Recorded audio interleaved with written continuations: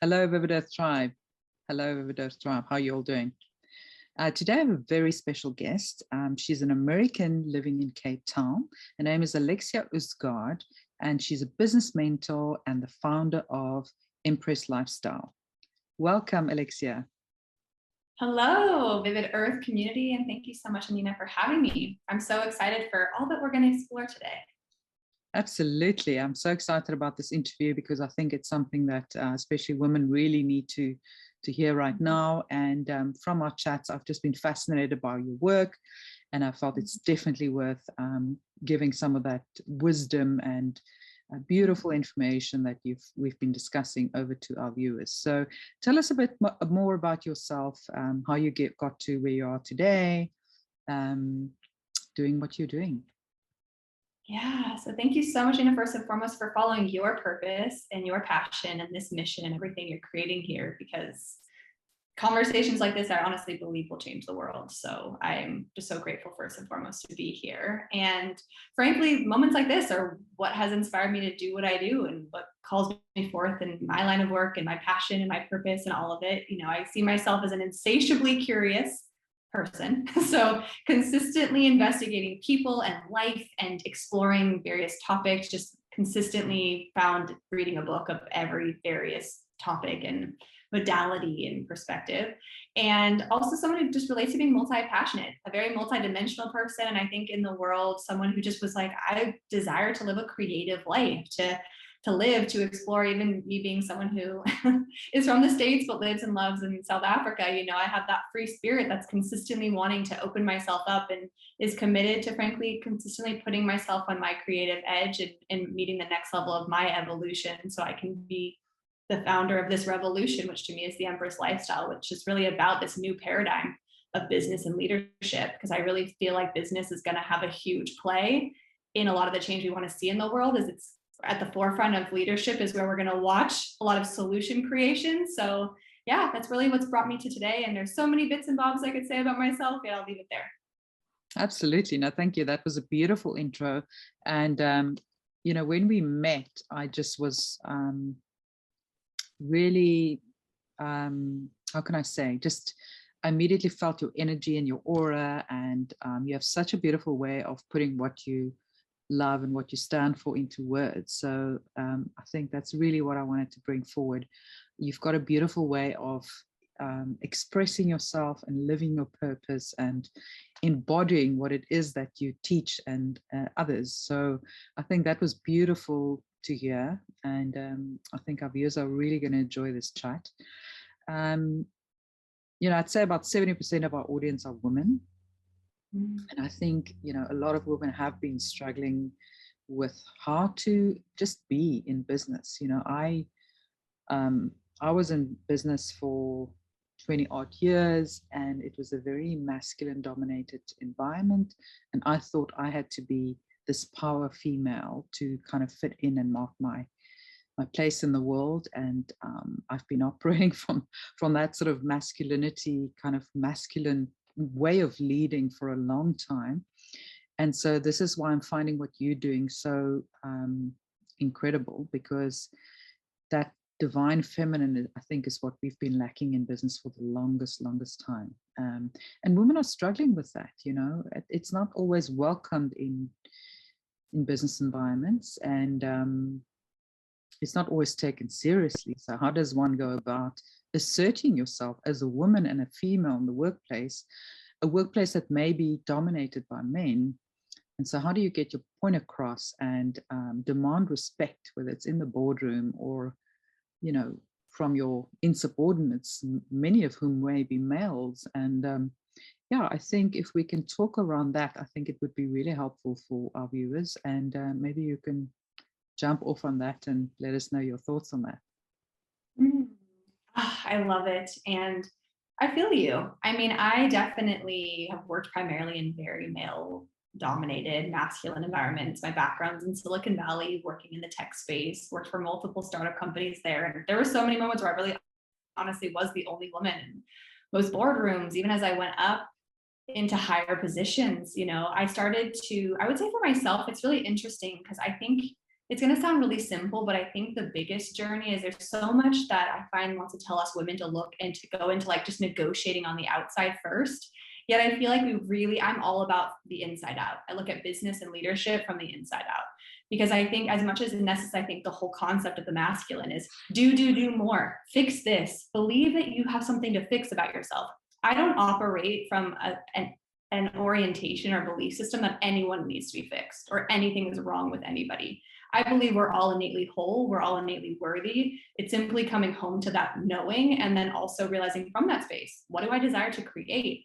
What solutions am I here to bring forth? What voice am I here for? And so I think that alone is a huge reclamation as a woman, that if there's a first step, I think for most women is, can you truly see yourself? Can you see the parts of yourself that you honestly hid away in the corner? One of my big sides of myself was my emotions. Like, I grew up a very deeply emotional, creative person, and I studied the sciences, went a very scientific, rational, logical path. And with that, like, completely never saw myself as creative, turned that part of myself off. And by doing that, I had to work so hard every single day to not be who I actually am. Mm-hmm. And so I think as women, there's that first step, which is like, we've got to be radically honest about going inside of ourselves, not blaming the external, because it's just so easy. Like, and honestly, that's what really led me to finally take a big leap in my journey. Was I finally just kept looking around and being like, Lex, you can keep sitting in these circles and being the only woman, and you could sit in these groups. And I was the spearhead of many like women in tech nights, like in the startup companies I was at. I was so interested in bringing women together. Yet I finally reached this point where I was like, all right, you see something that desires to be created. You can either complain and be a part of these circles, or you can be someone who decides to be a revolutionary and actually creating the solution. And that's what led me down my path. Was I was like, right, I can either sit here being like, oh no, it's all against us, or be like, let's create a new system. Because that's what we're being called forth into. Is it's not, I think everyone wants to say the systems are broken. All the systems are working exactly as they were created. It's just we need new systems. And I think the feminine energy coming to the forefront, us really tuning into like our imaginations again and being creative, is really what's being asked of in this time. Absolutely. I think that is so, so true. And you know, everyone's path is their destiny. So I believe your path down that road was for a reason. It gave you that background, it gave you that understanding to today to offer advice and mentorship to women who really need it, who are struggling with those same things. So I kind of did the same. I was also massively creative, and then at some point in my early 20s, I got the opportunity to kind of move more into sort of analytical on business side of what I did, still in the creative sphere, but very much on the analytical side. And I loved it. I became very obsessed with it because, you know, it made me feel like, you know, I don't know, it made you feel like other people with, you know, outside of the creative sphere would actually take you seriously. And as you said, it's such hard work being in that environment, being authentic when, you know, it's not really you. Maybe it's a part of you, but it's not really your true authentic self. And it takes a lot of energy to not be your authentic self, right? You actually feel drained at the end of the day. So exhausting. It is so exhausting. As hard as it is initially to like go through that resistance and discomfort of shifting, I will always say I think it's far more painful to every single day lock ourselves inside of ourselves and not be our true embodiment. Absolutely. And I think, you know, we're living in very interesting times. We all know the world as we see it now is about to change radically on all spheres, systems, the way that we do business, financial systems, governments, medical, all of it will change.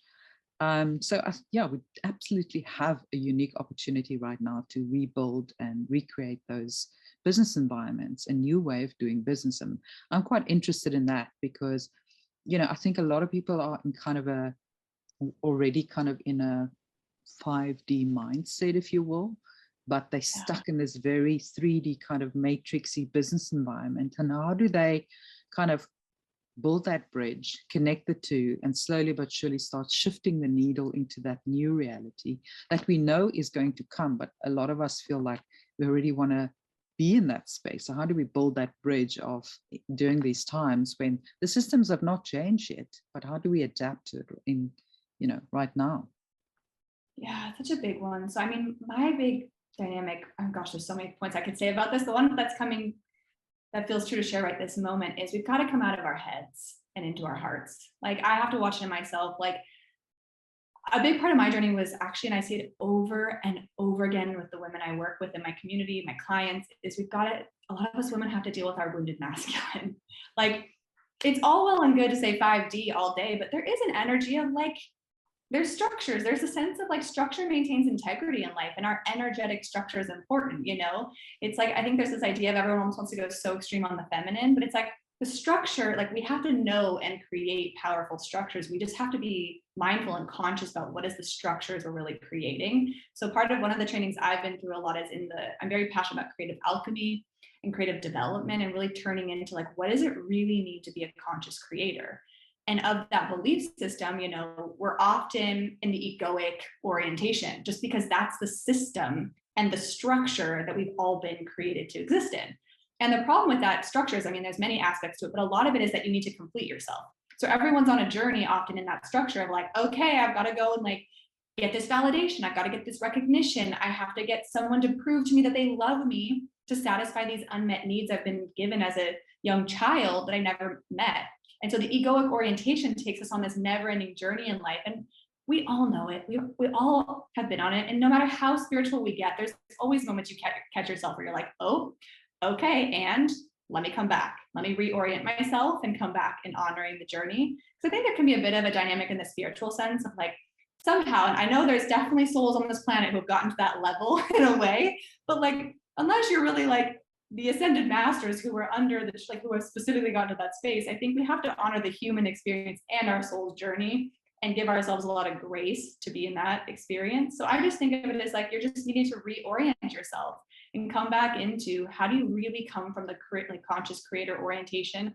I have lots of tools for how you do that, but for me, that has been the most transformational, because I've done a lot of like looking at belief systems and all these various things that honestly weren't shifting what I really desired, or letting go of things from maybe my past or difficult things I had been through. Whereas the moment I started really seeing, oh, wait, it's actually the structure I'm existing in that's constantly keeping me in my head, constantly trying to prove that I don't have these other opposing belief systems, constantly trying to basically get something to prove I'm enough on the planet.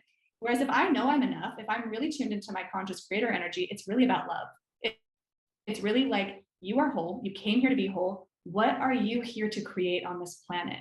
And from that lens, not to fulfill some egoic agenda, not to prove it to anyone else that you're enough, literally for love. Because if there's anything that I see in the spiritual realm, it's like, even with work and businesses, a phrase I use all the time, and it's so important in word choice, is I'm working on my labor of love.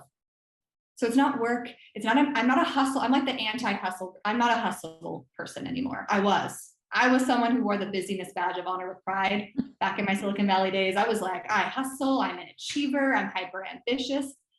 I am ambitious. It's just that I have a lot of creative energy and I have a lot I want to create in this world. And so, yes, yet I'm not doing it because I need someone over here to affirm that what I do matters. It's like, I genuinely believe if someone gets so connected to their conscious creator orientation, realizes that first and foremost, they are co-creating with their source. I call that the inner Empress. So that's a big part of my work, is actually getting you embodied in your inner Empress, because that's really where you'll know where to go. The same way anyone can look at my path and be like, how did you leave Silicon Valley and move to Bali? Like, how you had never been there. You were like 22 years old, like you left this amazing job, you had bosses walking you around the block being like, you're losing the plot, like why would you possibly do that? All I can say was I knew I was in co-creation with this bigger source within myself, and I was like, I'm taking the leap, I'm doing the thing. And that completely catapulted my life in so many moments. When I met my now fiance, it was the same thing, where I just knew, because I knew how to be tuned into my bigger channel. So I think a big part of that in the conscious creator orientation is you've got to really develop that deeper connection with that you are connected to something bigger than yourself, whether you call it God, universe, source. I call it our inner Empress, who's the one that's in constant co-creation. And I know that if I am in consistent union with her, I am led everywhere that I'm meant to be. And many people will look at my results or my manifestations and like, what in the world, Lex? Like, how did you make that happen? And I'm like, My ego could have spent hours thinking, how do I do blah, blah, blah, whatever the thing was I desired. Yet I just trusted, and it always comes up, and it shows up in actually almost more magical ways than I could have ever in my mind even thought about it. In my business, in my relationship, it's like, we need room for the magic. But that's kind of what I really see as women. This is a reclamation of us coming back into, okay, wait, there is a structure, and that is the masculine energy is creating that structure energetically within ourselves that knows there's actually a deeper channel of connection, and then allowing that to hold, not looking for that in a partner. Also, I think there's also as women this constant dynamic of go complete yourself with your partner. And I just don't buy that paradigm at all whatsoever. I think people in my life now joke with me when that they try to like mess with me with the whole, like, you know, all the movies that basically like say you are my home or you complete me. I'm like, no, I don't play. I don't buy that one at all. That's not how we roll. That's not how we roll. We're like, there's no one outside. Everyone's expanding you. No one's completing you. Yeah, exactly. I'm so good. I'm so happy you mentioned that, because it's so irritating. You know, it's those fairy tales we've been told when we were little girls, and I just never bought into that either. In fact, it made me feel it made me feel weaker, because, you know, you don't need anyone to complete you. You do need somebody to help you grow. I so agree with that. Yeah, if your partner doesn't challenge you and allow you to grow, and the one to be brutally honest with you, then who will be? Because I mean, you often don't see that.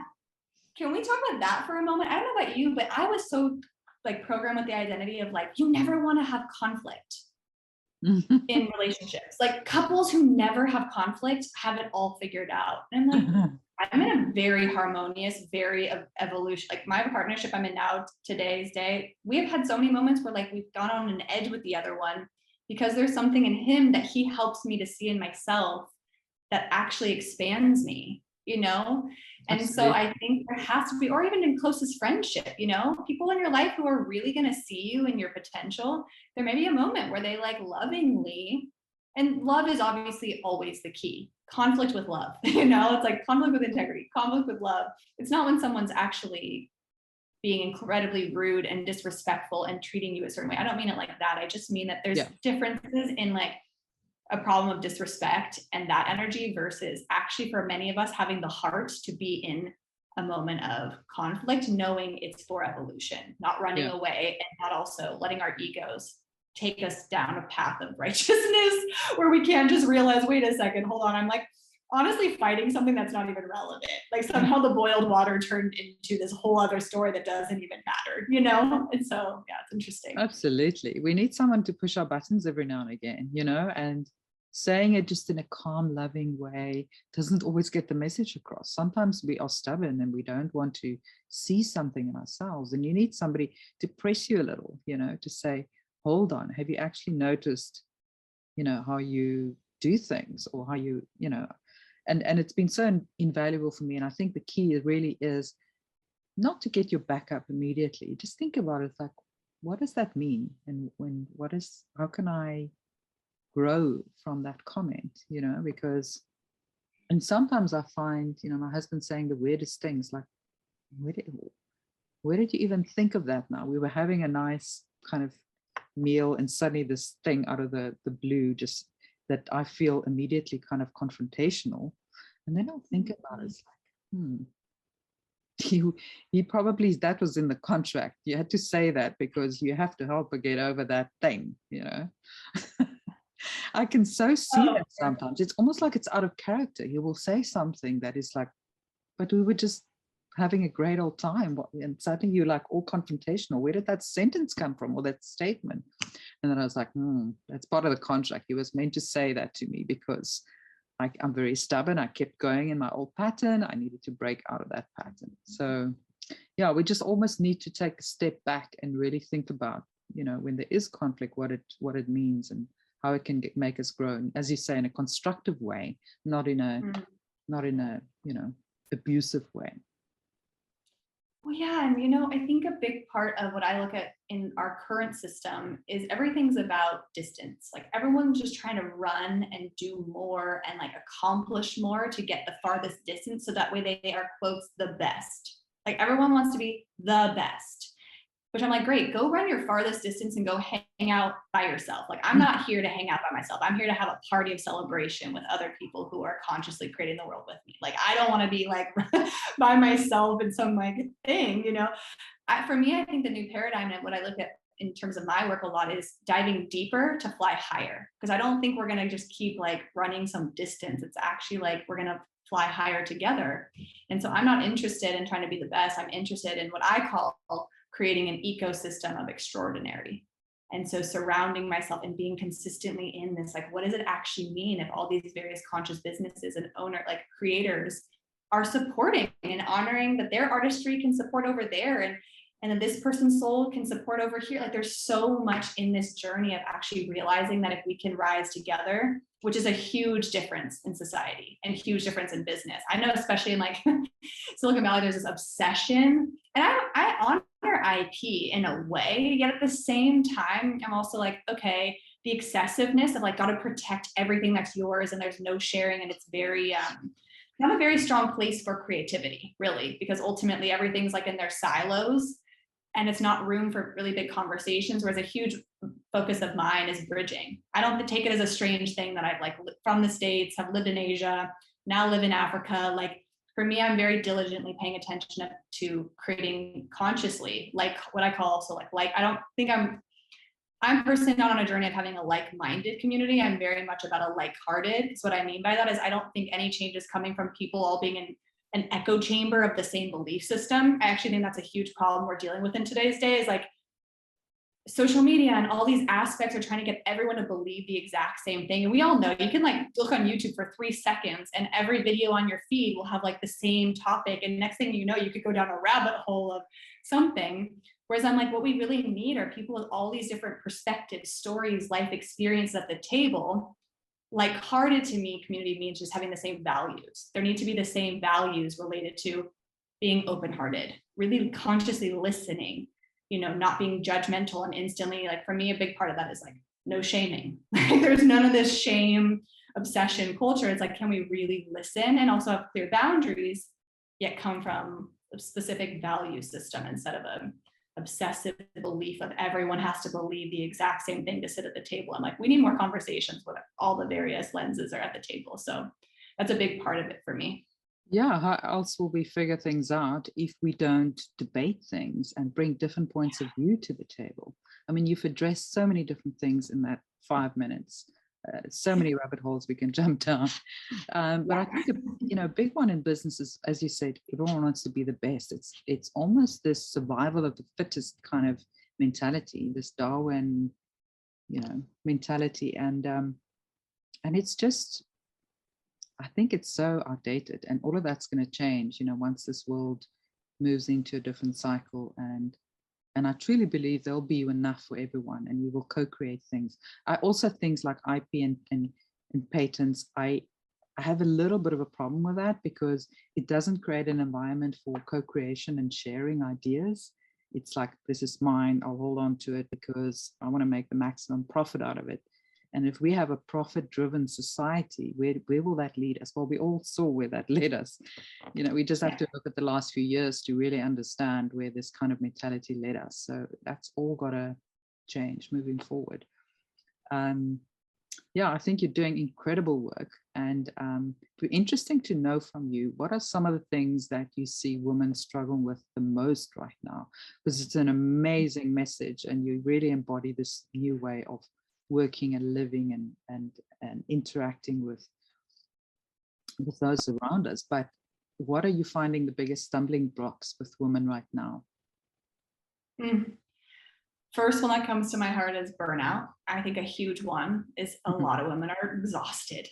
There's so many women and I was that person. I was like, I'm so tired of being tired. I'm like, how already? Like, we're not shown how to really honor our energy. Like, I'm not a person that goes into, we talked about this a little bit before we came on, of like, I tried it. I went down the whole time productivity hacking time thing at one stage. I was like, this doesn't work for me. Actually, this is not a jam for me, because actually what I'm really all about is energy budgeting, which to me, if you actually learn how to really honor your energy, you can leverage it and then maximize your time. Because it's actually not about trying to like fit into this linear scope of hustling so hard.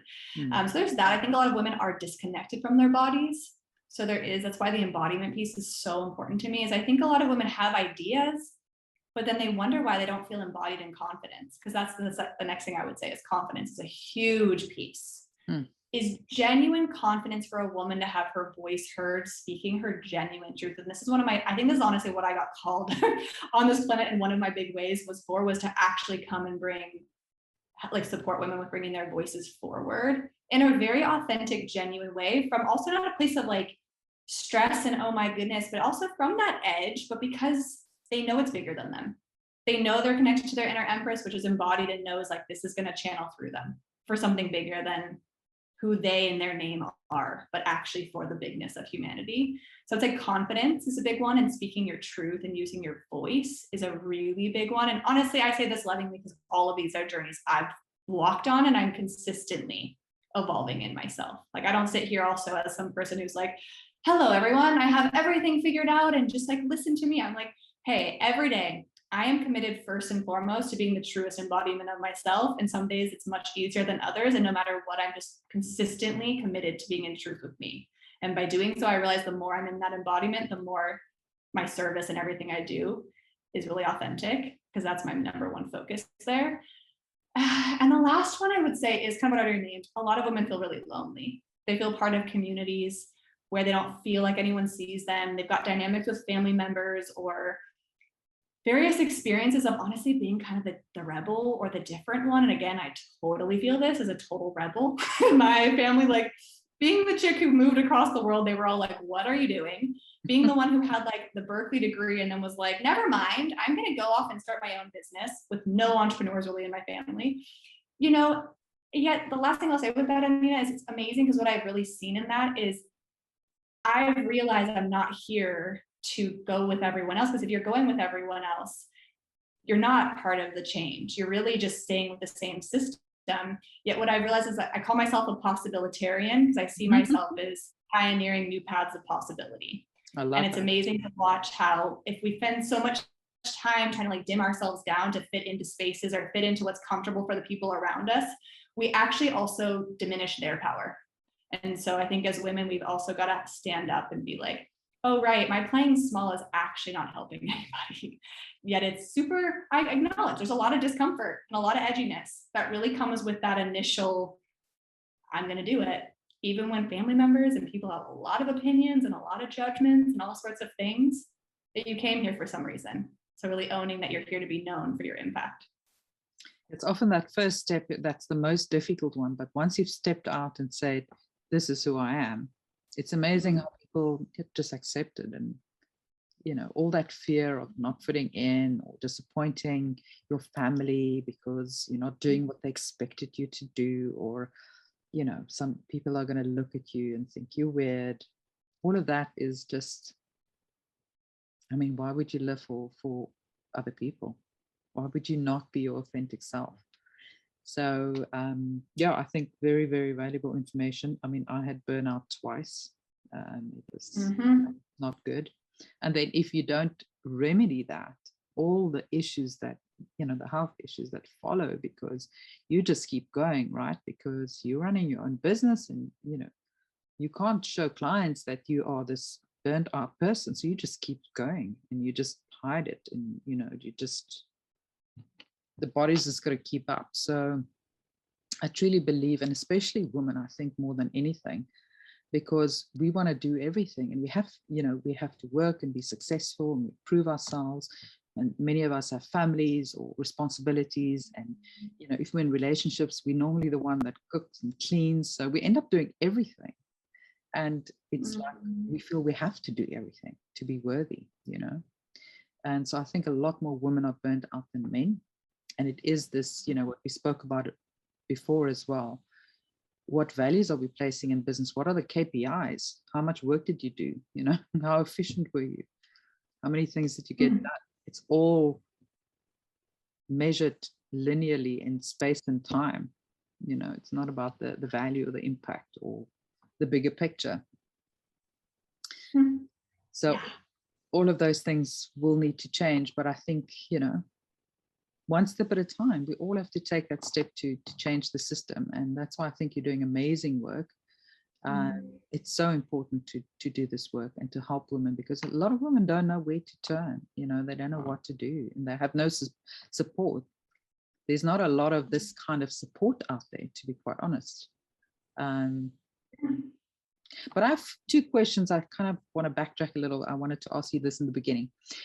Tell us a bit about why you moved to Bali, why you moved to Africa, you know, how your journey came about to where you are today. So Bali was frankly because I was falling to my knees, not feeling any of my emotions. I was heartbroken from grief and had never had time to really let myself feel, because I had been the achiever. My whole life, I was like the kid from a young age who got all the straight A's, did so well in school, was like so involved in everything. And on top of that, you know, my father struggled with addiction. And that was a whole secret life that I had on top of everything else I was doing. And it was really painful. And that's why I can really stand and sit with any woman who's really in that journey of authenticity. Because I'm like, hey, don't you worry. I have worn the mask so deeply because it's felt like that's what I had to for a long time. Yet, long story short, it was like I was in Silicon Valley, had the job, had the guy, had the apartment, had the whole thing. And I received the call that I feared most in my life, which is that my dad had passed away, and was handed a whole world of responsibility really young, which I had had for years with consistently walking with his path and his journey. And there's so much in the alcohol world that I've come to grow through and has given me so many gifts of understanding of humanity, yet also really was very hard. It was so hard, Anina. And basically, you know, I think when people pass away, there's so many layers to it. That's so, I just honestly, I think grief is one of my biggest teachers and something that I bring forth in my work a lot in very unexpected ways. But, you know, frankly, I was at a point where I'll never forget, it was a day I was sitting on the train. It's called the BART, or the Muni in San Francisco, on my way to my job. And this was like, you know, some months after my dad had passed, and I realized I was so numb. I had everything that I had been told I should want. I had just gotten a promotion. Like I had all the things I was supposed to want. And I was like, I feel nothing, absolutely nothing. And something in that was where the heart whisper started. And I say this also because I think for anyone who maybe is at that point where they just honestly can, like the first awareness point is like, I just don't feel anything, or I just don't feel like I'm here. That was my first wake up call, was just a moment of being like, I don't know who I am or why I'm here or what I'm passionate about. I have absolutely no idea. If I'm not taking care of somebody else or living for other people or getting the next accolade, like I don't know who Alexia is. Who are you, Lex? But it's amazing, as tragic as that situation must have been, it turned into such a gift, because otherwise you would have just carried on, right? And maybe it would have been another 10, 15 years before you made the shift. So 100%. So everything happens in divine timing.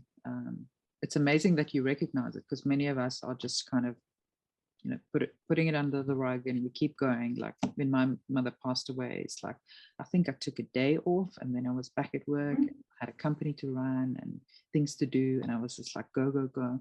And you never really deal with, you know, the grief until a few years later. Suddenly it kind of creeps up on you in the most unexpected ways. So we forget to live and just experience these emotions that we've been told we shouldn't kind of, you know, should just like put it under the bed. It's like inconvenient, right?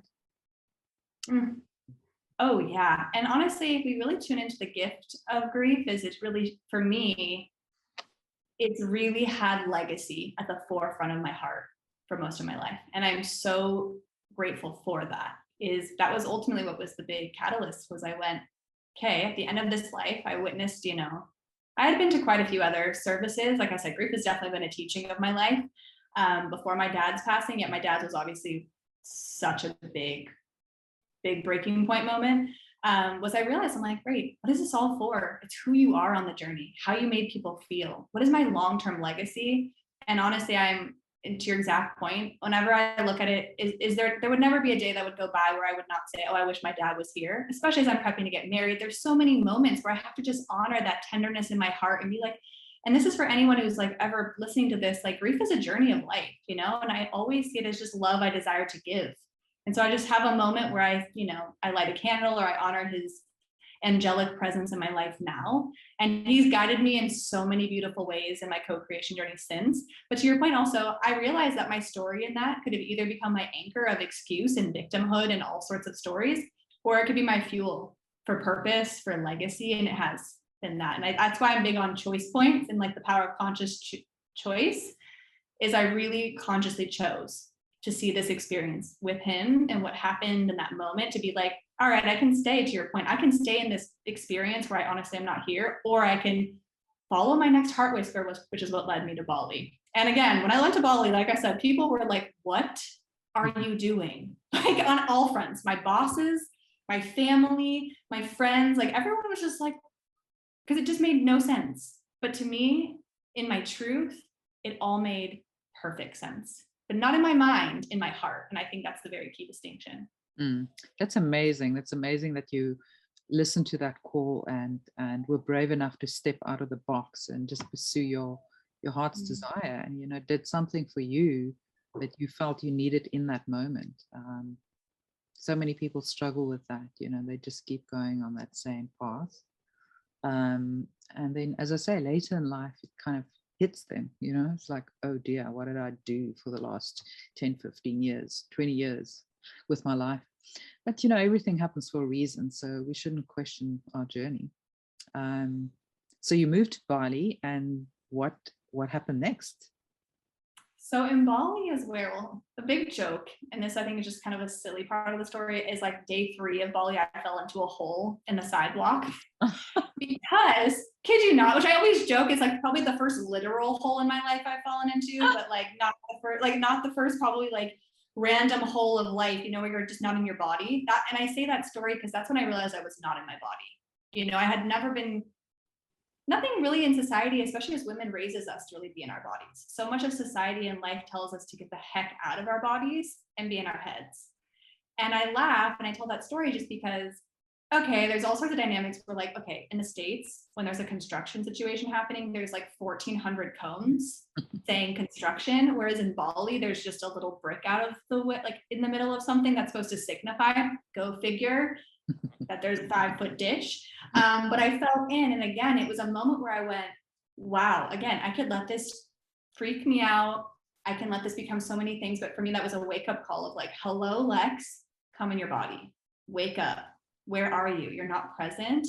And that's really where it started my journey related to fear, and really starting to connect. Basically, my journey in Bali was a journey of really watching how I could either let fear control me, or I could really alchemize it into fuel for courageous moves. And that was a huge part of my journey. And actually that was through my journey in Bali, I did all sorts of trainings. I again, my insatiably curious, obsessive student of life, went into everything from Ayurveda to Thai body massage to, go figure, human design, all of it.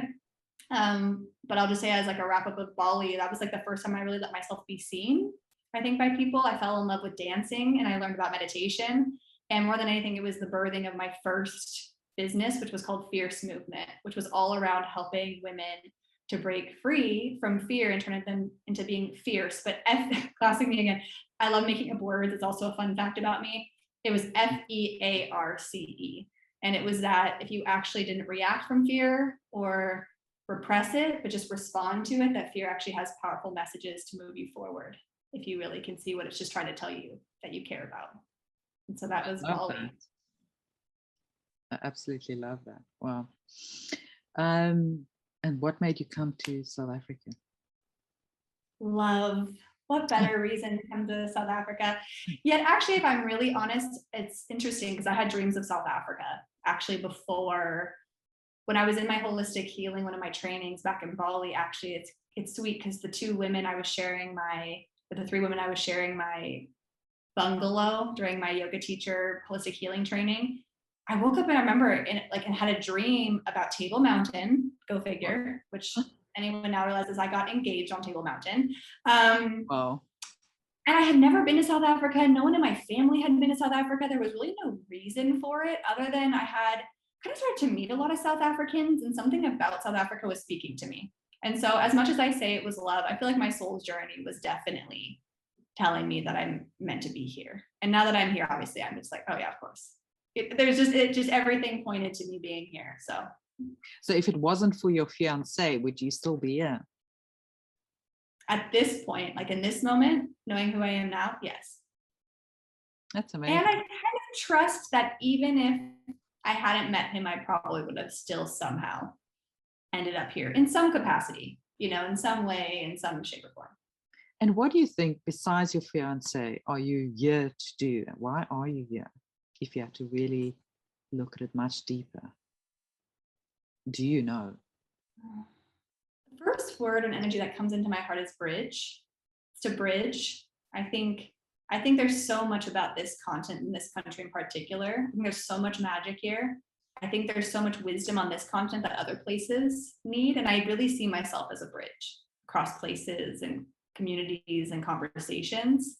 So I think a lot of the wisdom that I come from the States is also what brings a lot here, and vice versa. So I just kind of trust that I'm definitely the connector for a lot of these conversations and connections and all of that. And I don't know, I kind of believe whatever our energy of our souls is, there's something that we grid. And so I kind of just trust that I'm here. I was in Bali for a reason for some time, to probably learn from that part of the land, and also to give to it, because I always believe in the synergy of that. And I think there's something here. I also think, a lot of people, especially South Africans, have a lot of ideas about South Africa and the negatives of it and da-da-da-da. And I think it's interesting because I come from a place that I feel like a lot of South Africans are obsessively wanting to move to. And I feel like I'm definitely a walking reminder of this place is so special. And so I noticed that in even any conversation I have, just being that walking reminder of, no, have you looked and noticed the beauty and the love in this country, and just kind of being that as well. I think there's something in that as well. Absolutely, I agree with that. So many people think it's, things are better in Europe, it functions better, or in the US, and they don't see what they have right in front of us. I also think, in a way, you being who you are and what you do and how you help women. And this is maybe a question and a statement. Do you feel like South African women in general may lack some confidence that as an American, you can kind of teach them to reclaim? Yeah, I think that's true when I tune in. Yeah, because I think ultimately there's conditioning I was raised with being American that I get to see in my partner that he doesn't have, that he expands me in, and vice versa. So I think there's a way I get to come here and I don't have certain codes and conditioning that I don't have in my being that I get to help women here break free from, just because that's not been my orientation. And so to your point, I think it actually is also just the gift of having the different coding that I get to bring forth and just who I am. And this is why I do think that a lot of healing is going to actually happen through women meeting other women from different pockets of the world and actually having those conversations and connections, because there's codes we all carry. And so to your exact point, I definitely see that.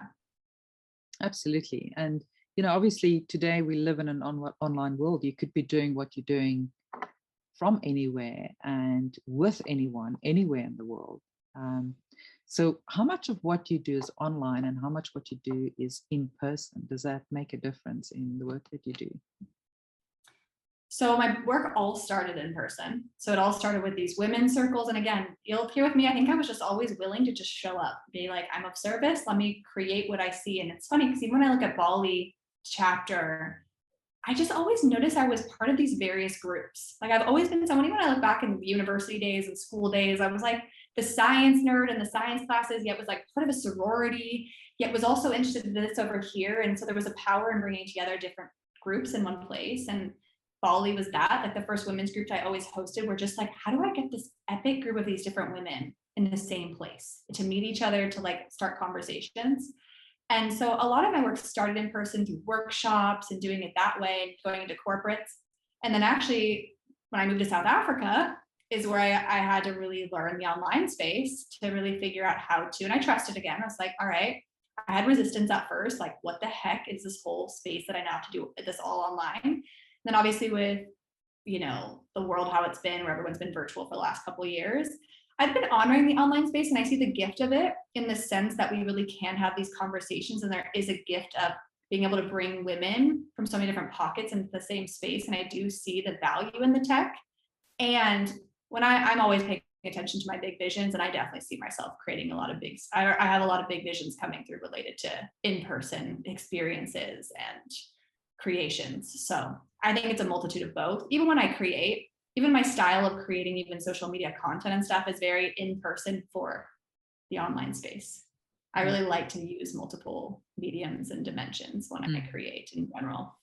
There's a place for all of that. All of yeah. So I don't ever like to operate like, oh, this is good, or this is better, or this is bad. I'm like, can we honor the gift of all of these tools, but see them all as tools and be aware so they don't limit us, but actually let them be something that's a gift when used consciously. Absolutely. And feeling what kind of type of communication is best for which platform, whether it's in person or online or, you know, WhatsApp or telephonically. Yeah, because even, you know, what's interesting, Anina, that surprised me with my work is actually the online sessions with clients one-on-one is actually quite nice, because I think when I look back at my own experience, when I would have to go to someone's space and kind of only see myself as doing some type of work in their space, it almost made it feel like I become compartmentalized. Like only when I'm in that place do I become this type of, like, can I talk about these things or open up this part of myself, vice versa, where I kind of love that when I do the one-on-one, there's a way in which each woman has a moment where they have it. I always have them like think about their own little rituals and ceremonies and like have flowers or beauty. Their Empress comes and shows up. Yet that they get to kind of be in their life, come online, do this like incredible work. And I'm firmly into intimacy and creating that trust and that connection. And then they get to be in their life after, like they can be at their desk, they can be at their table, they can journal after, like they're in their world, which I also have really appreciated in its own way, right? And then like if I can do some in-person mixed with online, I also love it. But I kind of just really trust the process and feel deep gratitude for that we have so many options in today's world, which is such a gift. Absolutely. I totally agree with that. So is there a certain sort of group of women that you would say is your audience or your target market, or who kind of gravitate towards the work that you do? Or is it very diverse? How would you describe your clients? So what's funny is that I think when people think of that, I have a variety of women in the sense that various ages, everywhere from early 20s to 60s. Like I have women of so many age groups. So that part, very diverse.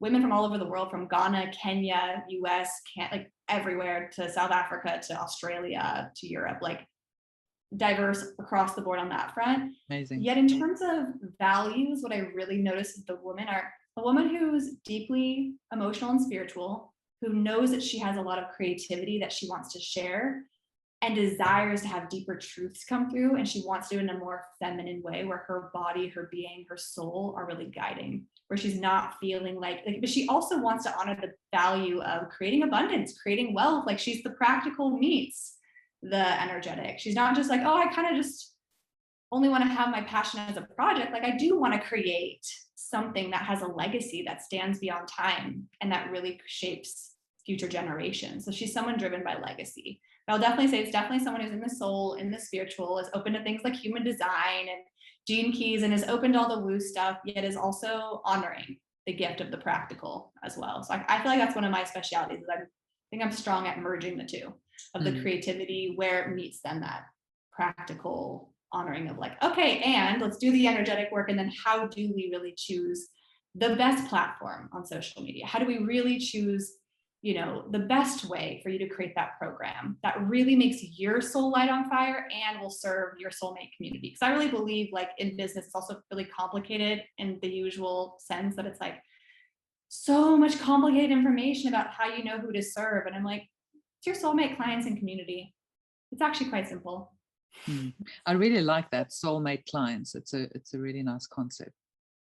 And I can say it because I embody that. Like for me, that's how I believe. Like I don't have to go and chase people or explain to someone why they should want to work with me. Like I trust that if someone comes in my path, they're already leading themselves. They know that they're at a precipice point of transformation and breakthrough, and they would love to co-create. They don't want to do it by themselves. Like they're like, I'm not trying to explain to someone like why. It's actually just I trust them and their sovereignty. And for me, that's why I'm like, oh, we'll have a soul contract. There'll be something. We'll just know. It's actually quite simple. Absolutely. Especially with the work that you do. It's so important and it goes so deep. That there has to be something higher guiding it, right? It can't just be a frivolous relationship. It's something that's very deep and really touches that person, in their soul, in their heart, and changes them forever, I would imagine. Oh yeah. And I'm not afraid. Like I'm very based in love and heart. And I know that there's a truth that I'm here to share. That's why the Scorpio in me. Like I'm not always gonna say the thing that's the easiest to say. Like I trigger, like there's an edge I carry the women in my life too. But they know it's from love, and what I love is watching us walk with it. And it's And for their best. It's what they need to hear. And the fact that you're not sugarcoating things, I think is fantastic. But Scorpios, of course, tend to be a little direct. Yeah.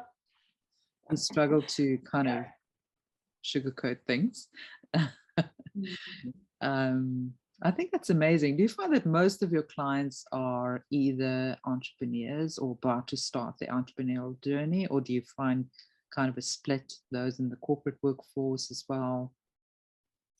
So for more of my gene keys, that side, I can do readings on that we can do more in the corporate. Actually, when I had focused a bit on the two, now I've really gone into focus on entrepreneurs.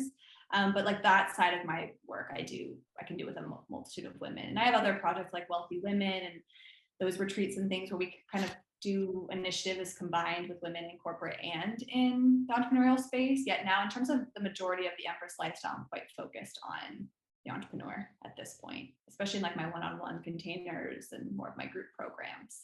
Yeah, it's funny as I say that, I'm like, it's interesting because I'm seeing as I share more and more of my content, how much it's speaking to women who are also in corporate, who want to have that kind of revolutionary lens in their space. So kind of need to see themselves as entrepreneurs within that space. So I'm definitely for like the one who wants to be a bit of a revolutionary in their own way. Absolutely. And, I think for a lot of women that, let's say, consider themselves to be light workers, it's extremely difficult to, firstly, to be an entrepreneur, to be in business, to merge what their ultimate higher purpose is with what they are doing in terms of a 3D job, how to embody that. And have you had an experience with that, women struggling with that? And what are your advice for them, just kind of in a nutshell? So in terms of their struggling to really kind of deal with the 3D when they feel really spiritual and soulful. Or how to combine the two, because they may be passionate about helping other people, but they don't know how to make a business out of it or how to make it self-sustaining for them. Yeah, I think it's for women, this is where the journey of probably finding support is honestly the best, because it is really hard to kind of try to figure it out by yourself and be on the journey of like, we have so many blind spots. It can be really tricky. And that can, if you can't find support in a guide or a mentor, like find even one of your closest friends and ask them to reflect back to you your gifts and your talents. Because I think a lot of why women struggle with the 3D and the 5D consciousness as a unit is really figuring out how to merge what their actual souls, like I'm very focused on bringing someone's soul service to life. And so for me, it's like the 3D is not actually that like complicated in its own way if we're truly doing what we are channeling here to bring. It doesn't mean that you're not going to have human experience things and plenty of life things that we cannot control and family and relationships and moments, yet you're going to be able to walk yourself through the duality because you also know how to lead yourself. And I think the best way to really unleash yourself in your leadership is to really get honest. So I think for a lot of women, like that self-honesty, which is really tricky for many at first, which is why I think getting support is really helpful. Just because I know I can only say for myself too, that's really what guided me so much, which is also what I've watched in my own work and what I've seen is you can get to some level. Yet it does get quite hard. What would you say, Anina? I think it gets quite hard to really dive to some of those deeper spots just because of the egoic orientation, the conditioning we've had, and maybe putting yourself also in other communities that are expanders is another great one for woman, I would say, is like go find people who are in the 3D, who are doing things, but are doing it in a different way, a way that you actually really resonate with. You know, I know you and I are both focused on these types of movements. Like there's more of it coming to life. You just have to set that intention. You'll probably be surprised. The next person you randomly meet at a coffee shop, just by having that intention, just may be someone who happens to be, you know, starting something that really inspires you and supports you in wanting to create financial abundance. Just as a clarification, when you mean 3D, do you mean kind of like people trying to figure out how to make money or kind of do that side and make it from that lens? Yeah, and live and work within that framework, you know, because you can have those values, but the people that you work with, whether it's your boss or your employees or even your business partners may not be on that same wavelength. Yeah, so I think it can be a huge challenge, especially when you sort of find yourself moving out of the one space into the next space. So moving from that very, very sort of egoic survival of the fittest kind of environment, and then trying to embody a new way of being and working in a different way. And how do you make that shift? Oh yeah, okay. I have one simple thing they can play with. So I think the biggest dynamic is, like I said earlier, like I'm all about business from the inside out. And honestly, I think the more you're willing to dive deep on the inside and know yourself, the more everything on the outside changes. So to be radically different in this world, you know, there's the model that's the have, do, be consciousness. So you fixate on what you need to have in order for you to do certain things so you can finally be fulfilled, finally be happy. And that's what like so much of the world is striving for. They think if they have the house, they have the relationship, if they have blank, then they'll feel confident. They have the perfect body. Then they'll feel confident enough to do X and then finally feel X, Y, and Z. I am all about, we've got to focus on who you're here and committed to being. Then you'll know if you're truly in alignment with who you're here to be, you'll actually take aligned action and then actually have what you want. But it's not the other way around. And what I mean by that is, so as a business context, right? There's a lot. I have women who come in my world who honestly have many different ideas, and I'm watching because they may have shiny opportunities that come their way that sound very shiny, yet it's their ego that wants it. And in truth, it's not in truth with their big vision. So for me, what I see in so much of my work is getting them into that embodiment where we're so connected to the creative orientations. That's that energetic structure I was naming, which is a process with creative alchemy. And then connecting to the big vision and holding the pose for that big vision. And so me in my work, I see myself as a vision holder. And so once we get into the vision, you've got to be so tuned and tapped into what that big vision is, and then ensure that whatever you take action on in your business, whether that's a social media thing you choose to do, whether it's a marketing campaign you decide to do, anything you choose to do in the 3D, to always ensure that it first is in alignment with the embodiment you're here to stand for. And I think if you do it that way, you make a huge shift. So even if you're working in corporate, just to give you a practical for corporate, every meeting you go to, like I realized in corporate, I made a really big difference. So, and I actually went back to Silicon Valley and like got my whole dream job after Bali. And it's interesting because if you laugh, again, my bosses walked me around the block before I left for Bali saying I would screw up my career. The joke is I actually went up like significantly in my career from this choice point, which in of itself shows something. Yet what was so beautiful is I had a lot more self-awareness when I was in spaces in that last job I had. And I know it was also my awareness that got me the job. My energy got me that job. That my energy spoke, and my energy spoke in spaces. And what it was in all these spaces, I was so trusted by key members and I was handling a lot of the key like the biggest strategic partnerships of the company.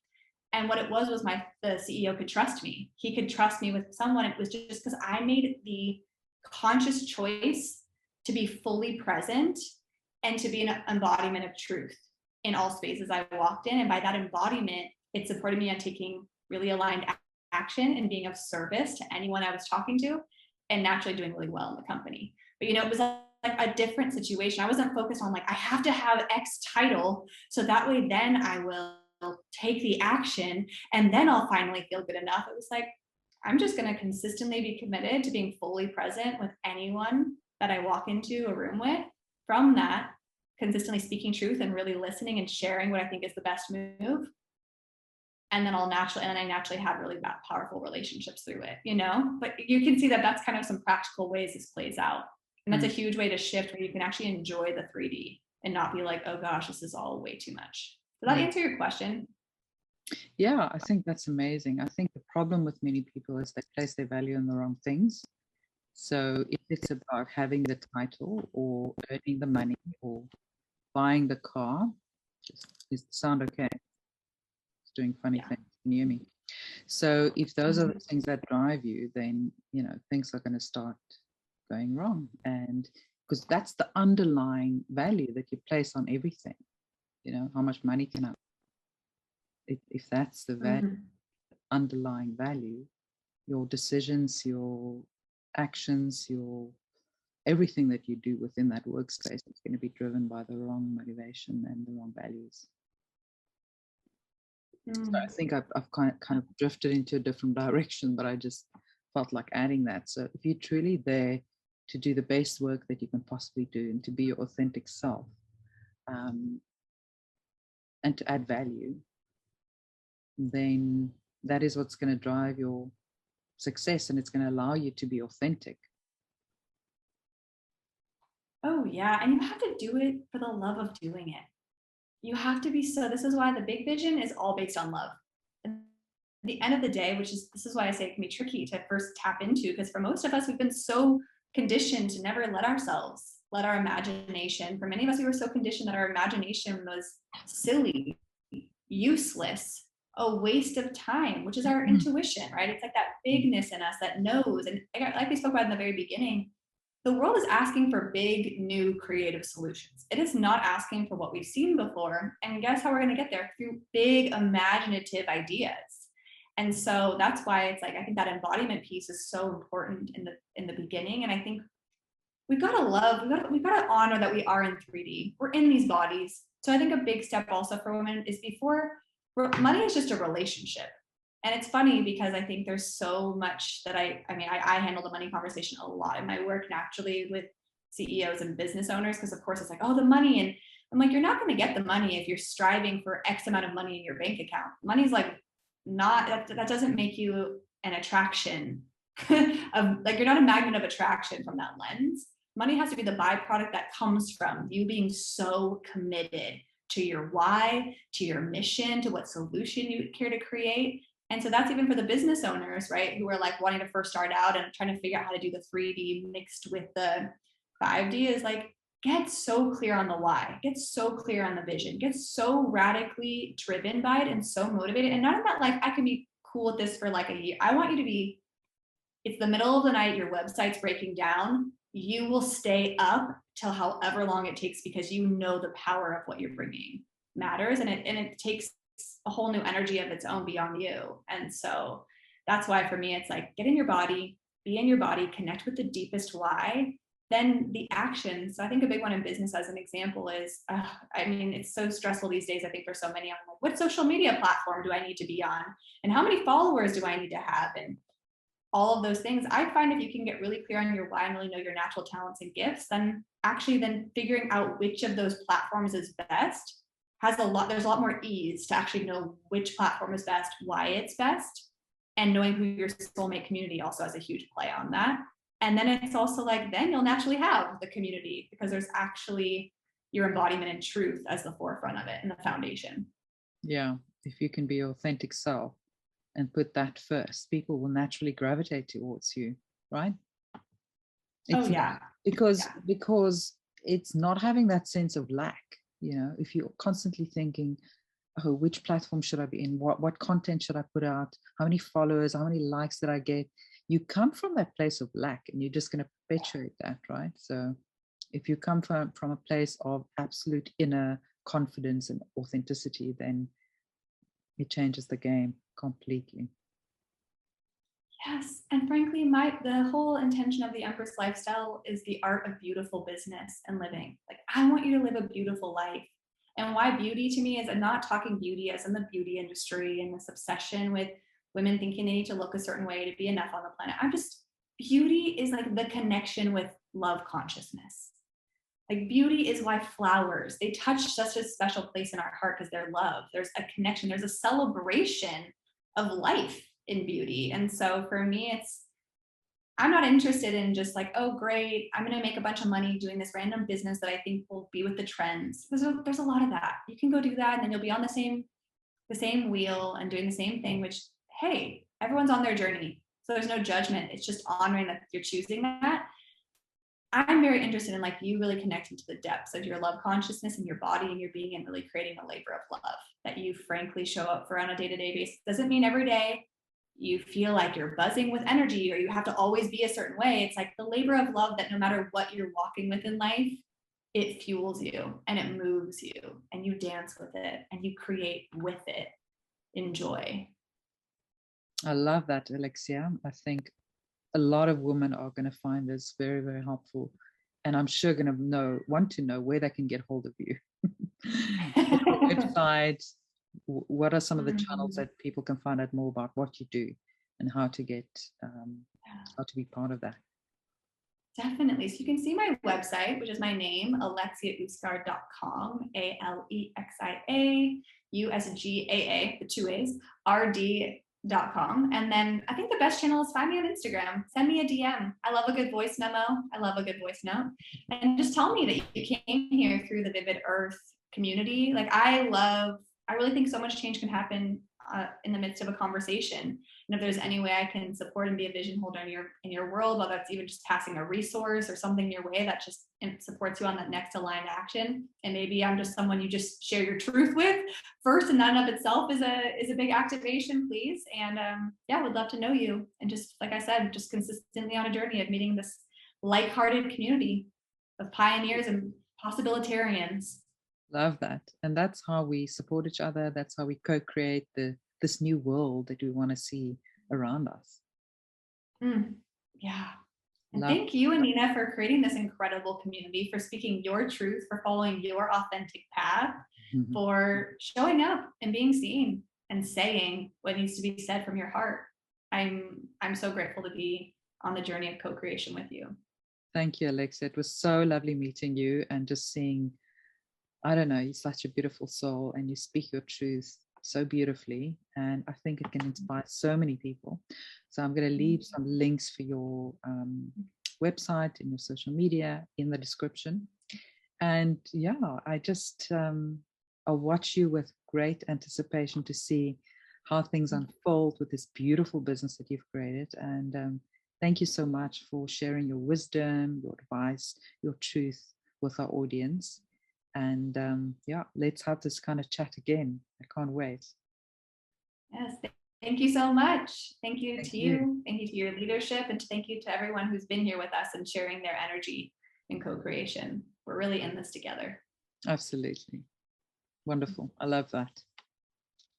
Okay, sending you lots of love and light for the rest of the week. Yes, you too. So much love and light. Oh my goodness. It's I feel so good. So nice. These conversations really are so activating and fun. Absolutely. You're very inspiring. Thank you, Alexia. Have a beautiful evening.